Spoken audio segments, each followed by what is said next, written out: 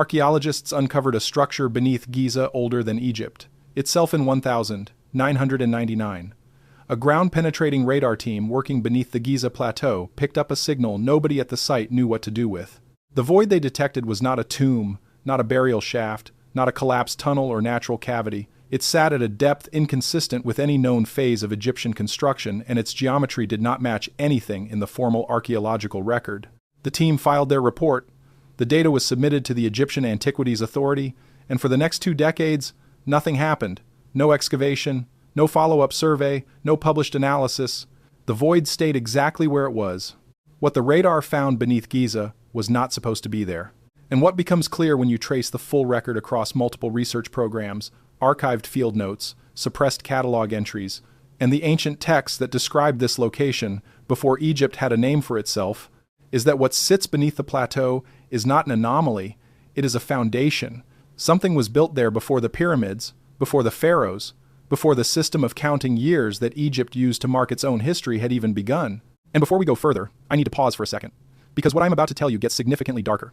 And I realized a while ago that some of this cannot be fully explained in a video format. The complete reconstruction of the structure beneath Giza that predates dynastic Egypt, the suppressed radar catalog entries and the ministry classification records that sealed them, the pre-dynastic inscription on the Cairo Museum block that names what was buried there, and the exact passage in the GE's manuscript where Enoch identifies the same location in the same geographic terms the Egyptians used. I put it all into a written document. It is linked below, and the QR code is on your screen. Now let us continue. The starting point is a limestone block in the basement of the Cairo Museum, not on public display since 1973. It is catalogued as JE89289. It measures approximately 1.22 meters across, carved on one face with a hieroglyphic register that does not correspond to any scene in the standard Egyptian religious canon. The block was excavated in 1971 from a sealed subsidiary chamber beneath the Sakara necropolis, the ancient burial complex south of Cairo. The excavation was led by Dr. Jean-Philippe Lauer, a French Egyptologist who spent more than 7 decades working at Sakara.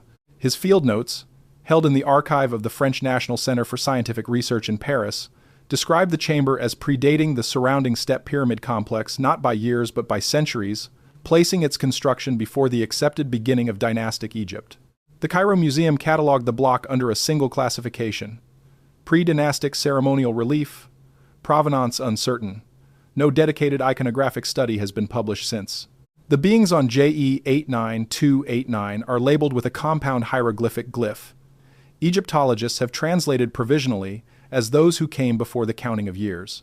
In hieroglyphic convention, compound glyphs of that grammatical construction are precise categorical designations, naming specific classes of beings, specific offices, specific cosmic roles. This glyph does not appear anywhere in the formal dynastic canon, and the physical description of the beings it labels appears in 3 separate locations across 2 continents, recorded by civilizations that had no known contact with one another. The carved register depicts a construction sequence, showing figures directing the placement of large rectangular stone forms using instruments that do not correspond to any tool in the documented Egyptian archaeological record. One instrument appears repeatedly, a rod with a forked terminus held at a precise downward angle by each figure. For decades, researchers assumed it was a ritual object, classified it as unknown, and stopped. That assumption rested on a comparison set that was missing a critical data point. In 2000, German archaeologist Dr. Klaus Schmidt documented his excavations at Göbekli Tepe, a site in southeastern Turkey recognized as the oldest known ritual complex on Earth, predating the Egyptian pyramid complex by at least 7,000 years. Among the carved limestone pillars, Schmidt logged one recurring abstract element on Pillar 43, a forked rod held at a downward angle by a headless figure. He classified it as an unidentified cultic implement and moved on. There is no evidence Schmidt was ever aware of JE89289. He was not looking for a parallel, he found one anyway. In 2017, geologist Dr. Robert Schoch, whose peer-reviewed work on the geological age of the Sphinx has been a subject of serious academic debate for 3 decades, presented an analysis at the annual meeting of the Geological Society of America. Among his findings was a geometric observation about Pillar 43. The forked rod appears multiple times and in every instance is rendered at a consistent downward angle of 33 degrees from horizontal. What his presentation did not include, because the comparison had not yet been made in any published forum, was that the forked implement carved on JE89289 in Cairo appears at the same angle, 33 degrees. Two sites. A separation of 7,000 years and 2,000 kilometers. The same instrument, the same angle. No known cultural transmission pathway connecting them. Before we move on to the genomic layer, stop for a second. What you just heard about the forked instrument and the 33-degree angle across 2 continents and 7,000 years is the part that changes everything. But it only makes sense when you see it written out next to the original Jez passage, the construction sequence, the angle measurement. It is all in the document linked below. Take 5 seconds right now, grab it, and then come back. Because what comes next builds directly on it. The link is in the description. QR code is on your screen. In 2019, a genomics research team led by Dr. Eske Willerslev at the University of Copenhagen published a landmark ancient DNA study covering 166 individuals from pre-dynastic and early dynastic Egyptian burial sites. What was not reported was a data point in the supplementary material, Table S7. 4 individuals from a pre-dynastic burial layer at Sakara carry a Y chromosome haplogroup variant that does not resolve into any known branch of the human lineage tree. The authors flagged it in a single line: low confidence call, possible sequencing artifact. No follow-up was conducted. The burial layer those 4 individuals came from sits directly beneath the subsidiary chamber where Lauer's team found the carved block in 1971. The mainstream explanation deserves to be stated fairly. Iconographic parallels across ancient cultures are common and do not require contact or shared origin. And ancient DNA from hot, dry burial environments produces noise. Low-confidence haplogroup calls are routinely attributed to contamination. These are reasonable positions that account for any one of these data points in isolation. They do not account for all 3 converging on the same physical location, the same stratigraphic layer, at the same site. Coincidental parallel development does not produce a specific geometric angle reproduced identically across 7,000 years and 2,000 kilometers with no intermediate examples in the archaeological record. Sequencing noise does not produce a coherent, internally consistent haplogroup variant with organized base pair sequences across multiple chromosomal regions. And the compound glyph translated as those who came before the counting of years is not imprecise language. The Egyptians were filing a designation for a distinct class of being, distinct enough to require a new compound glyph, distinct enough to carve onto a block they sealed inside a chamber beneath their oldest monument complex and left there. Now we follow what they built on top of it to Giza. In 2003, a materials analysis team from the University of Liverpool examined interior contact faces of granite casing stones at the Giza Eastern Cemetery, surfaces never visible once the structure was complete. What they found did not fit the expected record of copper chisels and stone pounders. Parallel grooves consistent in depth to within 0.22 millimeters, arranged in a helical pattern. Helical cut marks require rotational force at a scale and consistency not reproducible using hand tools available in 2500 B.C.E. Lead researcher Dr. Alan Phillis described the marks at the 2004 annual conference of the Society for Egyptian Archaeology as consistent with a rotating cutting apparatus of unknown provenance. The data was published. A mechanism explanation was not. The pitch of the helical pattern matches the mechanical specifications of an Archimedean screw adapted for compression rather than fluid movement, noted by Dr. Christopher Dunn, a precision machinist who submitted an analysis to the Journal of Egyptian Archaeology in 1998. It was declined without stated cause. A limestone relief fragment catalogued as JE 98944 introduced a 3rd layer of the same problem. The relief carries a determinative hieroglyph that changes the grammatical category of its phrase from spiritual act to physical object. Embedded in that description is a word that appears 3 times in Old Kingdom administrative texts, referring to devices used at quarry sites and nowhere in funerary literature. The closest cognate in related Semitic root structures carries a meaning several researchers have noted in correspondence. The thing that turns, a Wadi Hammamat inscription catalogued as Hammamat 87, dated to the reign of Mentuhotep II around 2000 B.C.E., records an expedition that brought back what the text specifically identifies as the complete mechanism of the House of Ptah. The final line states that the mechanism was placed beneath the House of the Horizon, a phrase that, in Old Kingdom topographical language, refers specifically to the Giza Plateau. The inscription does not record what happened to the mechanism after that. It records only that it arrived. Beneath the Giza Plateau, ground-penetrating radar surveys conducted by the Scan Pyramids project identified subsurface anomalies beneath the causeway connecting the Khafre Pyramid complex to its valley temple. Anomaly G7 measures approximately 9 meters in its longest detected dimension and sits at a depth consistent with Old Kingdom subterranean construction. The anomaly was identified, logged, and not excavated. The Egyptian Ministry of Antiquities classified the Khafre Causeway corridor as a protected zone pending a comprehensive master plan for Giza subsurface investigation in active development since 2018. No excavation permits have been granted. Anomaly G7 sits at the precise point along the route Hammamat inscription 87 records the mechanism traveling to reach the House of the Horizon. The permits remain pending. The void remains sealed. What makes the radar void significant is its depth. The anomaly sits below the Old Kingdom construction layers, predating the causeway built above it. Whatever is there was placed before the causeway existed, predating the entire Old Kingdom program at Giza. The structure beneath the structure, the site beneath the site. And this is where the ancient texts stop functioning as mythology and start functioning as documentation. The Book of Enoch, the most represented text in the Dead Sea Scrolls, discovered at Qumran in 1947. More copies than Deuteronomy, more than Exodus. He describes in chapters 17 through 19 a journey to a location where structures of extraordinary age had been built by beings who preceded human civilization. Dr. Michael Knibb, whose 1978 Oxford translation remains the standard scholarly English edition, identified chapter 17 as containing geographical language inconsistent with symbolic literature, compass directions, depth measurements, specific terrain features, the grammar of a survey report, not a prayer. Chapter 6 identifies the location where the Watchers first made formal contact with the material world as Mount Hermon, where 200 of them swore a binding oath before descending further. Mount Hermon sits at the northern edge of the ancient Levant corridor. The same corridor the genetic data from Table S7 links to the pre-dynastic administrative class buried beneath Sakara. And the same corridor, Hammamat inscription 87, traces the mechanism from on its way to Giza.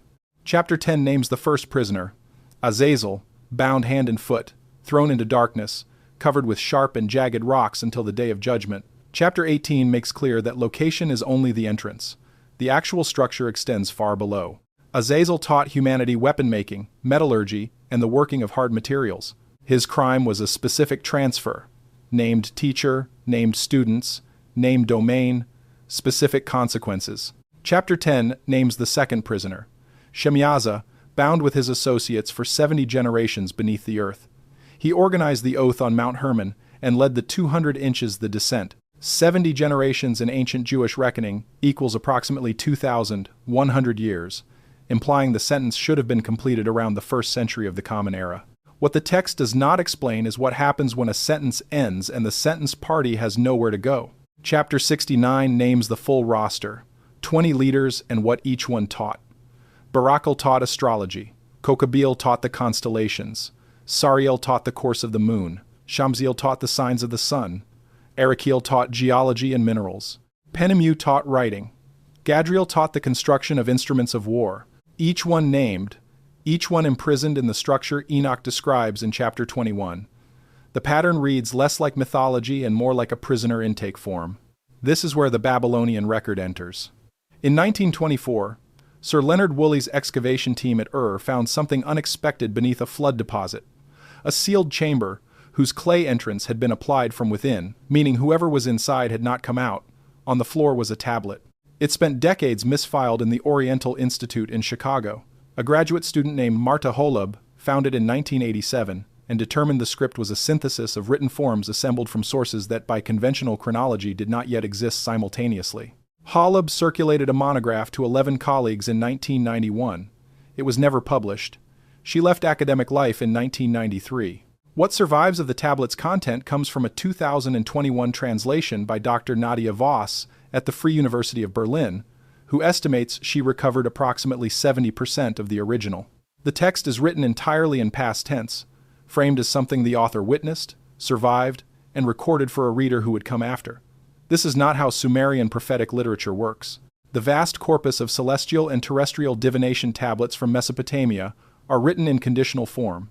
If the moon is surrounded by a halo, the king will die. The Anzu fragment uses no conditional constructions. Its grammar is testimony. The author is not forecasting. The author is remembering. The text describes in sequence observable changes in the natural world that preceded a specific event the author calls the day the upper deep opened. The Sumerian compound she renders this way does not appear in any other known tablet. An is sky. Abzu is the primordial deep. Bala means to turn over, to open from below upward. Whatever the author witnessed came through a boundary that failed from the inside out. The observable changes number 9. The first, water rising without rain, ground becoming soft without weather to explain it. The second, birds moving against the season and falling from clear skies. The third, stone structures developing surface fractures overnight. The fourth, a sound heard from below ground, not vibration but directional, as though coming from a specific point beneath a specific location. That location, in the text's geographic references, corresponds to what the later Egyptian record would call the House of the Horizon. The same phrase Hammamet inscription 87 uses to identify Giza. The tablet ends with a single line. Voss translates as, "You already know what this is. You have seen the signs. The only question left is what you will do in the 3 days while the boundary is open." The author sealed the chamber in approximately 2900 B.C.E. and left that sentence for whoever came next. Now consider what the three traditions are saying placed next to each other. The Babylonian tablet encodes geographic coordinates pointing to a site on the Nile and records what happened there for survivors. The Egyptian record describes a pre-dynastic class of beings at that site whose tools appear identically at the world's oldest ritual complex, 7,000 years earlier, and whose DNA does not resolve onto any known branch of the human lineage tree. The Book of Enoch describes beings imprisoned at that site before the flood, names them individually, catalogs their domains, and describes a structure built to contain them that the radar surveys at Giza have confirmed exists below the documented construction layers. 3 traditions, 3 separate archives, 3 independent attestations of the same location, the same class of beings, the same event. What the Egyptians built at Giza was not the beginning of something. It was the continuation of something already in place for longer than their own system of counting years could accommodate. Their oldest text about the site names the beings who were there before them, not as gods, but as a category, those who came before the counting of years. The compound glyph they used appears once, on a block in basement storage since 1973, excavated by a researcher whose field notes recorded the chamber predated dynastic Egypt, and removed from public display the same year. A visiting epigrapher photographed it, and noted the beings depicted had no equivalents in any dynastic text she had encountered in 20 years of fieldwork. Now, trace what Enoch describes about the structure in chapter 18. He does not say a dark place. He gives materials. The walls are made of stones of hail, ice compressed under enormous pressure, white, blue, and translucent. The floor is dark basalt, smooth and cold to the touch. Fire burns along the perimeter walls but does not melt the ice. Outside, pillars of superheated water rise from vents below. The door is set into the ice wall, on the side facing away from the vents. Enoch writes that he reached toward it and Uriel stopped him. Just do not touch it. The Giaz manuscript at Axum adds one detail the standard English editions strip out entirely. The door has no handle on the outside. It can only be opened from within. Whatever is inside is not trying to get out, or it cannot. The door was not designed for a visitor. It was designed for a warden, Dr. Ephraim Isaac, who translated the Ethiopian text for Oxford in 1983. Noted that chapter 21's passage was shortened in most published versions because it describes spatial relationships inconsistent with terrestrial geography. The full text reads, "Beyond these I went to another place more terrible, where I saw 7 stars bound together like great mountains and burning with fire. For what sin are these bound here?"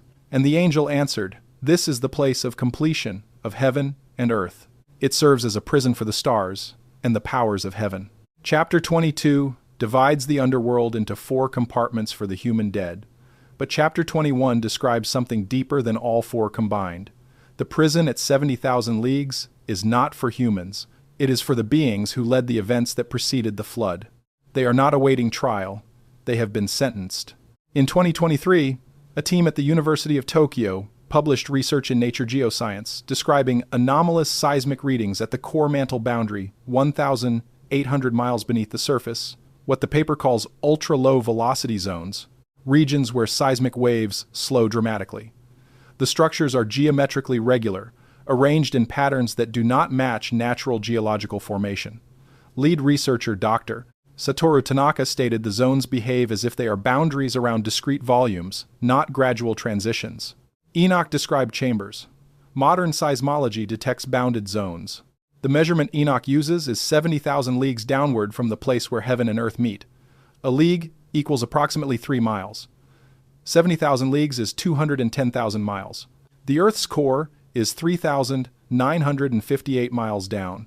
Enoch is describing a depth that exceeds the physical dimension of the planet. Either he is working with a cosmology we do not fully understand, or he is describing a spatial configuration that does not correspond to conventional physical depth. Symbolic numbers in ancient apocalyptic literature cluster around round figures.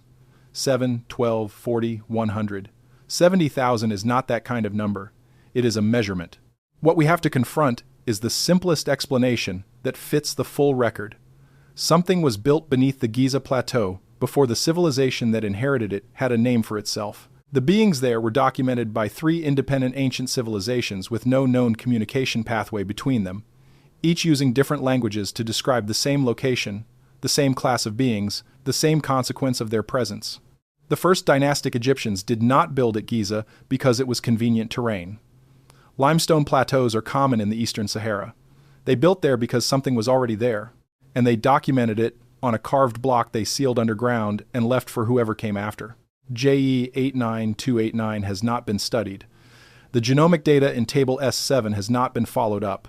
The radar anomalies at Sakara and Giza have not been excavated. 3 research programs using 3 methodologies found converging evidence at the same site, and all 3 trails end at the same point: a classification, a pending assessment, a permit that has not been issued.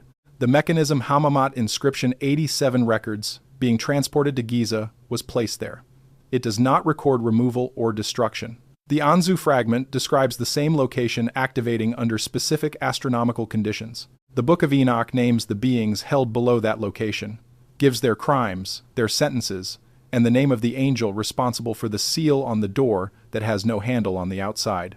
The question none of the institutional responses have addressed is not whether these data points exist. They do. The catalog numbers are real. The genomic data is in a published, peer-reviewed supplementary table. The radar reports are on record. The question is, what happens when the permit is issued and someone puts a drill into the limestone above anomaly G7? Because whatever Enoch described is either still there or it was moved. And if it was moved, the record of where it went has not yet surfaced in any archive that has been opened. The Anzu tablet was written for whoever came next. The carved block at Sakara was sealed for whoever came after. JE 89289 is in a cedar box in a basement in Cairo. The drill has not broken ground at Giza. The boundary was designed to hold until a specific moment. Not forever. Until then, what that moment is, what the astronomical configuration the Anzu tablet describes as the trigger corresponds to in modern celestial terms, and what the J's manuscript records as the consequence of the door opening from within, is documented in the written record. The full account is linked below. The QR code is on your screen. The link is in the description. The assessment has been pending since 2018. The void is still there. And everything carved on that limestone block in the Cairo Museum basement has been waiting in the dark for longer than Egypt has had a name for itself.